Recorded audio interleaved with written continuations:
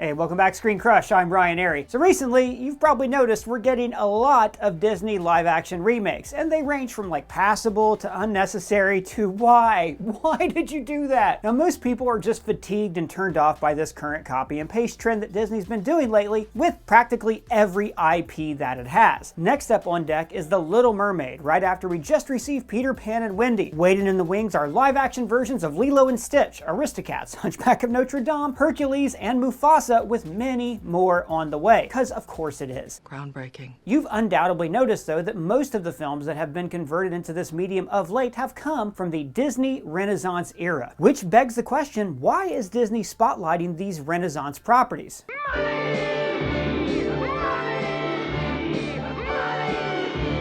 Yes, but why do they make so much more money? Nostalgia. Yes, obviously, but what makes them perfect nostalgia bait? The answer is more complex than you think. So let's unpack the Disney Renaissance films and find out why Disney is so intent on regurgitating them back to us, whether we like it or not. The Disney Renaissance took place between the year 1989 with the release of The Little Mermaid and basically ended with 1999's Tarzan. Collectively, the 10 animated films grossed over $3.8 billion worldwide, garnering 11 Oscar nominations and were critically acclaimed, with 4 films being rated above 90% and 3 ranked in the 80% range. It was called the Disney Renaissance because the company succeeded in revitalizing its animation department, turning the House of Mouse into an innovative production establishment for art, literature, and technology. To this day, this decade remains one of the most profitable for Disney financially and critically. Now, to understand why these films were so successful, we must first go back to when Disney was a failing company, the Bronze Age, or others call it the Dark Age. These are dark times,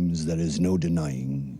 Walt and Roy O. Disney passed away in 1966 and 1971 respectively, leaving the company without much direction or purpose. The films released over the next 18-year period performed less commercially well than their prior counterparts. The company was not doing very well and not living up to all the promises that are inherent in the name Disney. Animation had also grown ungodly expensive to produce. The whole technique of cell painting took many hours and hands to complete. Disney implemented a new process called xerography to cut costs. Xerox process, pretty simple, operates like your average office copier, except in those days the Xerox machine they used took up 3 rooms. Now, this freed the company from the need to hand ink every animated cell, and theoretically animators could just photocopy these cells, saving the company millions in labor fares. However, this process had its limits, and initially only black lines were possible using this method, resulting in films during this era as being dubbed scratchy films. While Disney was saving money, they were not pushing the needle forward in artistic innovation. Many animators grew frustrated with cost-cutting techniques, finding it creatively stifling. One longtime animator who felt this way was Don Bluth. He left the company during the production of The Fox and the Hound to start his own rival studio, Don Bluth Productions, which delayed that film's release by 6 months. My allegiance was to Walt and the beauty that he created that lightened my life. And I figured they were taking so many things off the screen that was beautiful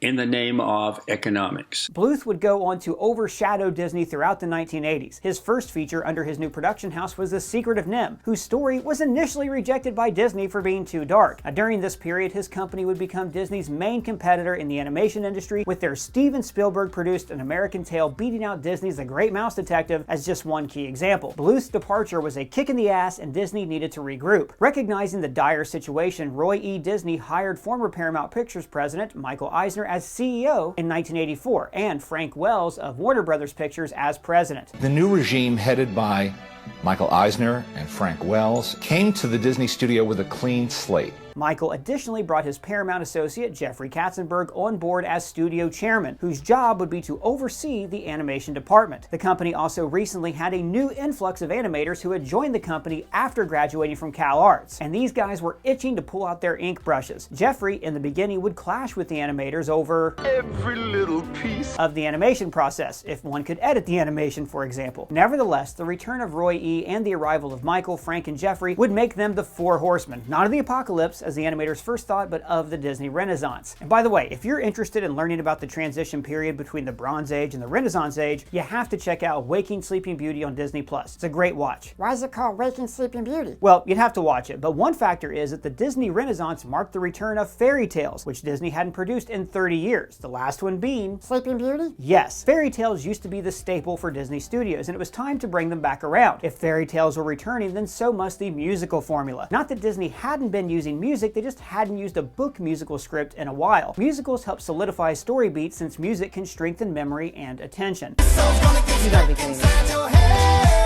This is why The Little Mermaid signals the start of the Renaissance. It was their first fairy tale in 30 years, the first film to bring back the Disney princess, and the first film to utilize the genius of Howard Ashman and Alan Menken. Howard was instrumental in the musical numbers and script of the 3 Disney films that he worked on. He would also coach the actors on their performances in the sound booth. Returning to this format helps Disney market its IPs to the public, cementing its characters into the zeitgeist.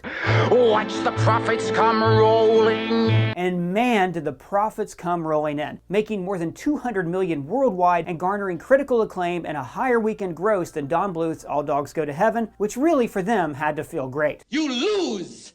Good day, sir! The Little Mermaid also earned Ashman and Menken their first of many Oscars. Well, for Menken, that is. Howard Ashman had been diagnosed with AIDS, and he wouldn't live to see his work on Beauty and the Beast and Aladdin, nor would he be present when they would win Best Song and Best Score for both. It was a devastating loss to the company. He was the force behind what all this has become. Alan would go on to be involved with 3 other Disney Renaissance films, winning 8 out of the total 11 Oscars received by Disney during this decade. Films that underperformed with critics and at the box office, such as Pocahontas and Hunchback, were salvaged by the stellar score and songs provided by Menken and his new collaborator, Stephen Schwartz. Yes, Pocahontas was historically inaccurate to an offensive fault. Still, we can sing along with all the voices of the mountains when Judy Kuhn belts out Colors of the Wind.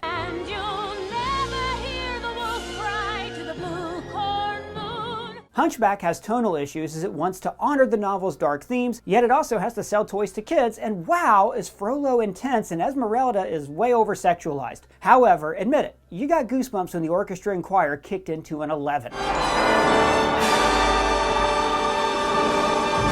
The music during the Renaissance is, by far, one of the most magical components to why these films stay relevant and popular. But it's not the only reason. After The Little Mermaid was not Beauty and the Beast, as most people seem to think, but The Rescuers Down Under. This film was actually the first animated sequel that the studio released in theaters. More culturally significant about the film, though, was the use of caps to make this feature. The latest advances in computer-aided animation helped the Disney artists create this animated reality, officially retiring the xerography technique. What's CAPS? Well, CAPS stood for Computer Animation Production System and was developed in partnership with Pixar. This new system provided transparent shading, blended colors, and other sophisticated techniques that were not previously available. Completed digital cells were composited over scanned background paintings, and camera movements were programmed into a computer simulating the actions of an actual camera. Additionally, complex multi-plane shots were possible, such as in the famous ballroom scene in Beauty and the Beast, the wildebeest stampede in the Lion King, Aladdin's magic carpet chase, and Tarzan surfing in the jungle. The revolutionary technology earned Disney praise from critics for pioneering a new art form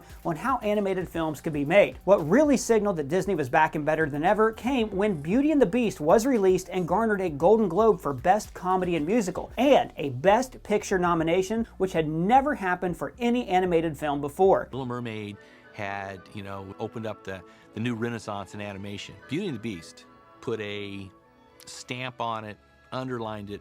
This is something that is really, really great. Beauty and the Beast capitalized on everything The Little Mermaid did well and expanded upon that. Ariel ushered in a new kind of protagonist for Disney. Her protagonist was a misunderstood outsider destined to break out on her own. That you're on land, they understand, but they don't reprimand their daughters. Belle resembles Ariel, a woman stuck in a banal town where nobody understands her, pining to escape her provincial life. There must be more than this provincial life. Anyone, regardless of age, race, or sex, could relate to feeling out of place and stuck in their current environment, which meant that Disney had empathetic heroes that could cross borders. You want to create characters that are compelling and whose story you want to follow. The Renaissance had many memorable characters, from the heroes to the supporting cast to the villains. Gaston was a one-of-a-kind antagonist created to counterbalance the Beast. We had to find a villain who was a contrast to our hero, and our hero is this ugly monster. His villain song is genius because it's merely an ego boost number. He doesn't want to take over the kingdom like Ursula. He doesn't want phenomenal cosmic power like Jafar. He just wants to solidify his social status by marrying Belle. Town there's only she who is beautiful as me. so I'm making plans to woo and marry Bear. He's not even the town bully. The villagers have a genuine affection for him and a desire to cheer him up when he's moping in the tavern. It's not to the third act, when he feels threatened by competition, that he does truly turn evil. It's over, beast! Bill is mine! See, villains in this era received added nuanced elements to their intentions, such as a sibling rivalry with Scar and Mufasa and Hades and Zeus. Judge Frollo battled against his mortal lust and desperately tried to cling to his holy identity. His shame fueled his hunger to hunt down the gypsies and eradicate them. Yes, you do have villains that just desire fame and power, like Ursula, Jafar, Governor Ratcliffe, Clayton, and Shan Yu. Shan Yu is the most underdeveloped in my opinion. And yet, even these villains, similar to the heroes, come from a place of feeling unsatisfied and undervalued for who they are. Depending on the film, sometimes the supporting characters would steal the show. Beauty and the Beast ensemble cast almost doubled mermaids with the inclusion of the inanimate objects inhabiting the castle. All of them were unique with their own wit and charm. They were definitely scene stealers. Needing exercise, a chance to use our skill. The characters elevated the script for Beauty and the Beast, providing much needed comic relief and entertainment for a story that basically only had 3 main characters from the source material. And comic relief to the story. But in a lot of ways, the beast's plight is kind of reflected in their eyes. Disney Animation, up until this point, had stuck to casting relative unknowns when voicing their characters. Sure, they'd use some names like John Candy and Angela Lansbury and Jerry Orbach, but all of that changed when they got to Aladdin, and Robin Williams was brought in to voice the now iconic Genie. Let's blow this popsicle stand! A doorstop would be a fabulous career. Most point to Robin's casting as the beginning of a trend to bring in celebrities to help sell animated movies, or, most specifically, to court adults into seeing the films as well. Most notably, James Earl Jones, Jeremy Irons, Mel Gibson, Demi Moore, Kevin Kline, Jason Alexander, Danny DeVito, James Woods, and Eddie Murphy. And that's just in the Disney company. DreamWorks, Pixar, and Illumination also still do celebrity casting. Robin's Genie was such a success that his character was used to his maximum potential, much to the chagrin of Williams, who had specifically asked to not be involved in the merchandising. The one thing I said was, I will do the voice. I'm doing it basically because I want to be part of this animation tradition. I want something for my children. One deal is, I don't want to sell anything, as in Burger King, as in toys, as in stuff. And then, all of a sudden, they release an advertisement. One part was the movie, the second part was where they used the movie to sell stuff. Not only did they use my voice, but they took a character that I did and overdubbed it to sell stuff. That was the one thing I said, don't do that. That was the one thing where they crossed the line. Things would eventually work out between Robin and company as he would return for Aladdin and the King of Thieves and a few other educational segments. You can actually check out our friend Lindsay Ellis's video on how the Genie changed animation history to get the full detailed story. It's wild. A voice actor is just one component of animated films, as the voice is only as strong as its animated counterpart. Glenn Keane played a vital role in the Renaissance by being the lead animator for protagonist Ariel, Marahoot, Aladdin, Pocahontas, and Tarzan. Andre Steja was the lead animator for many villains, such as Gaston, Jafar, and Scar. Honestly guys, there are so many animators besides these two that got to strut their CalArts trained stuff in this era, such as James Baxter, Will Finn, and Eric Goldberg, that they deserve their own video essay. Let me know if you'd like to learn a little bit more about their journey at a later time. So diehard fans of the Disney Renaissance are reluctant to accept all these live-action remakes. Because when you look at the remakes, one common complaint is how lifeless and flat some of these movies are compared to their animated counterparts. The animation style of this decade was masterful and trailblazing, just like the music. Every film had a different design to help each movie feel unique. Some examples include Aladdin being inspired by cartoonist Al Hirschfeld and Hercules by Gerald Scaife. The animation would receive praise even if the film received criticism on the story and writing, like the music. Pocahontas is one of the most vividly colored films of the decade, and Hunchback's own Notre Dame became a character in itself thanks to the animator's use of color and light. Whereas the live-action versions really struggle with translating the emotions of animals and inanimate objects. And we definitely see this in The Lion King and Beauty and the Beast. Sure, that looks like a real lion, but when Simba's crying over Mufasa's lifeless body, which one conveys the emotional turmoil with the audience more? This? Dad, we gotta go home. Or this? Dad, we gotta go home. You okay? I'll be fine. Just need 1 minute. Hey, have a tissue. Thanks, pal. So why did the Disney Renaissance die out? Well, the beginning of the end actually arrived when Disney hit its peak with The Lion King. The film made more than $968.5 million worldwide, making it the highest grossing 2D animated film ever. Things seem to be going practically perfect in every way at this point. However, Frank Wells had recently died in a helicopter crash the Easter before The Lion King's release. With his position now up for grabs, Jeffrey Katzenberg hoped to get upgraded since he credited himself as the primary reason for Disney's current success. But in the end, Jeffrey, Mike, Michael and Roy would all duel over every little piece, with the proposition leading Jeffrey to resign from the company and start DreamWorks with Steven Spielberg and David Geffen. Sure, that's a bit of a deja vu for Disney, no? For sure, Doug. As with Don Bluth, Jeffrey's DreamWorks would prove to be a major competitor for Disney, with Shrek performing incredibly well at the box office over Disney's The Emperor with New Groove, just for one example. Now, while I'm convinced that it was a combination of factors that contributed to the end of the Renaissance era, there's no denying that the films that followed The Lion King never reached the pinnacle that the Golden Four did. Pocahontas and Hunchback had beautiful music and animation, but were criticized for their problematic scripts and tonal issues. Hercules had a memorable villain and catchy tunes, but most found the animation lackluster and the script a little bit weak in the third act. Now, Mulan performed fairly well, but at this point the audience began to think that the story beats were a bit too formulaic. Mulan's character journey had been compared to Ariel and Belle, a female searches for purpose and place, complete with a comedic sidekick to help her along the way. Boring. When the development of Tarzan began, directors Kevin Lima and Chris Buck decided to not follow Disney's musical tradition to break up the formula. So now Phil Collins would perform the songs as a kind of narrator of sorts. And if he also makes a record label out of it, it's a win-win. Tarzan remains in the Renaissance era as it still has similar contributing factors that tie into the others. A protagonist that's searching for where he belongs, friendly animals to help him on his way, a love interest, and music. There were also a couple of firsts for Tarzan, with its character being the first in animation to accurately display working muscles. A new computer program called Deep Canvas was also created for the vine-swinging segments. Deep Canvas was a 3D painting and rendering technique that allowed artists to produce CGI backgrounds that looked like traditional paintings. The Academy of Motion Picture Arts and Sciences awarded the creators a Technical Achievement Award for Deep Canvas. Now, as impressive as this was, it was clear that there was a new sheriff in town, Pixar. Reach for the sky. In a strange sort of allegory, 2D animation was Woody looking up at a CGI pristine Buzz Lightyear. What was once new was now old. After Tarzan, Disney wanted to get more into the CGI animation space as Pixar had grown increasingly popular after the release of Toy Story in 1995. And DreamWorks was hot on their tail with the release of Ants in 1998. Thus, Dinosaur became Disney's first all-CGI feature, and The Emperor's New Groove became the first film since The Rescuers Down Under to forego the musical format. Eventually, they would drop the 2D style altogether. In Disney's eyes, bringing their 2D properties back in live-action format is a way to modernize properties that hold popularity with adults that were children when these originally aired. We actually did a video on how they plan to modernize Ariel that you should really check out. Now, in a perfect world, the adults are also parents, which means more ticket purchases and more money!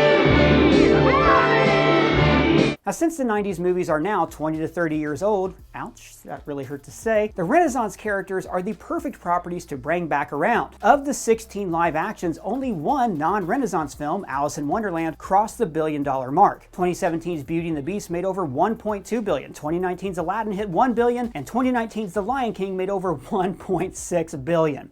Watch the profits come rolling in. So as long as the profits keep rolling in, there is no stopping this new trend. The nostalgia is strong with this generation, but the point is that it's strong for a reason. The Renaissance gave us nuanced characters tied to powerful themes, captivating animation, and melodic music. While the live actions can't really hold a candle to the originals, I see why Disney has chosen these IPs to remake. With box office numbers like that, there's no reason for them to quit. It's money, money, money by the money, money, money by the pound. However, I do believe that Disney must be prepared for a mass exodus of fans if they keep Xeroxing their properties. The issue with remakes is they rely on nostalgia baiting over creative ingenuity. Renaissance films were prosperous until they became predictable and monotonous. This is why, for a lot of viewers, these live-action remakes feel more like a paint-by-numbers drawing over a Picasso. Because we've seen it before, the characters don't imprint the way they did the first time we discovered them. I mean, there's no amount of pixie dust that can make me fly to a theater if Disney sucks out all of our happy thoughts about their ability to be storytelling pioneers. But that's just what I think. What do you think? Are you fatigued by all the live actions? Do you want more live actions? Whatever your comments,